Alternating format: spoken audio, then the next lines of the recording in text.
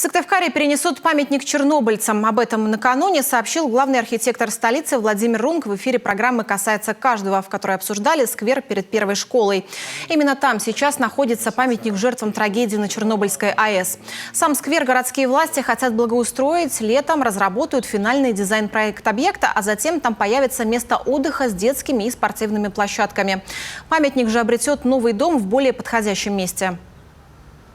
Памятник чернобыльцам, наверное, не очень идейно подходит к площадке, где бы находилось большое количество детей, и территория была бы такая многофункциональная. Поэтому мы переговорили с общественной организацией «Чернобыль» и получили от них одобрение о переносе этого памятника.